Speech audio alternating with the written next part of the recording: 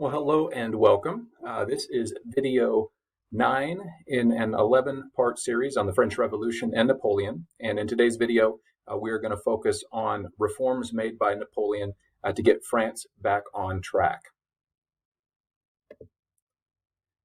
All right, so when Napoleon took over, he may have been well received and he may have really been excited to be ruling over France at this point, but that didn't mean that magically all of the problems of France went away by virtue of his existence. And so he had a tall order in front of him to try to get some kind of control over what was going on in France and correct a lot of the problems that had been plaguing France throughout the revolutionary years and in many cases had been problems many decades before that. So we're just going to walk through 5 examples of areas where he brought about reform for France.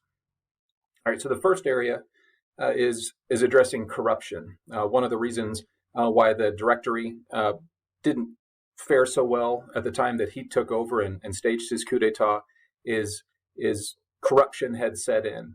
And one way to describe this is that, for example, you had people working within the government in an official capacity at something who had no business being in that position because they did not have a skill set, they did not have the training to succeed in the position that they were in, that it had become commonplace for people that had jobs within the government to be in there because of who they knew, not because of what they knew or the skills in which they possessed. And so when that's the case, whether it's the French government at this time or really any organization, you're not going to operate as efficiently as you could, and you're going to run into problems. And so one of the things that he did early on was tried to get rid of the corruption. He tried to get rid of the people who were in whatever position it was who didn't belong there. For Napoleon, one of the qualities about him that is usually viewed very favorably is he had a very merit-based approach to promoting people and putting people into positions of authority. And by merit, what we mean is you have earned it. You have demonstrated that you are the right person for whatever it is. And so what you started to see take place within the French government is you had a lot more productivity. You had far more capable people managing the different aspects of French government. And so moving forward, the whole operation just had a lot more potential to be successful. Another area for reform is around education, and this would be tied to trying to put capable people into positions of importance within France and within the French government.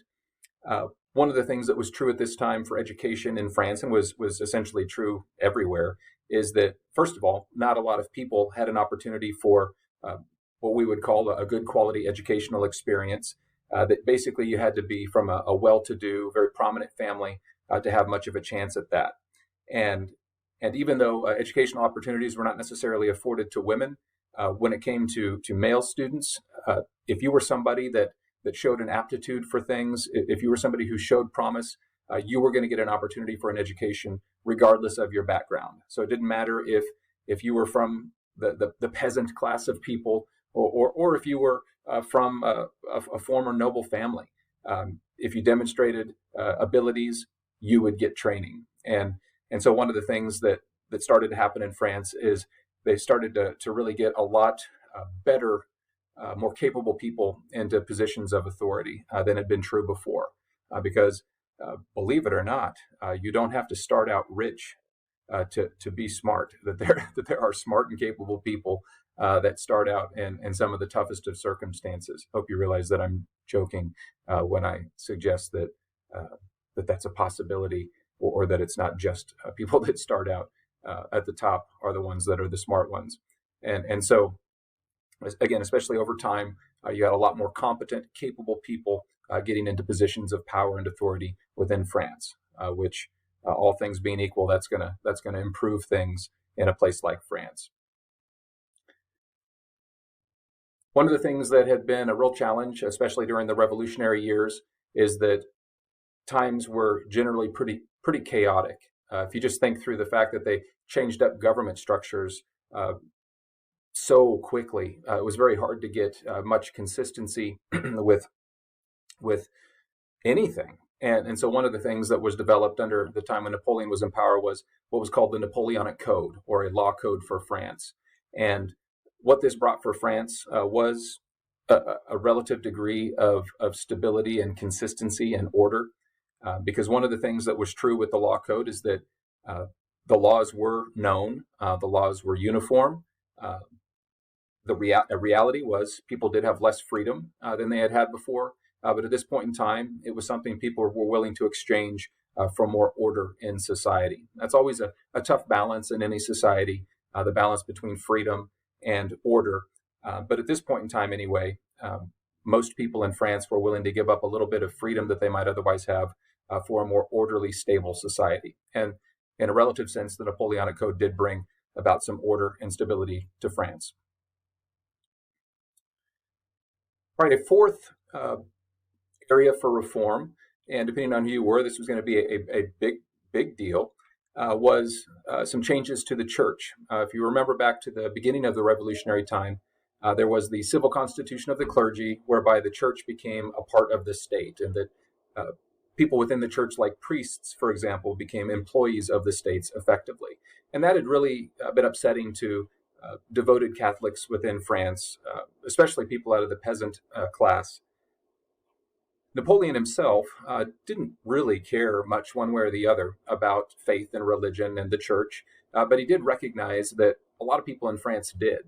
And so one of the things he brought back was an independent Catholic church in France. And that was very well received by a lot of people in France. So if nothing else, from a goodwill standpoint, this was a popular move by Napoleon.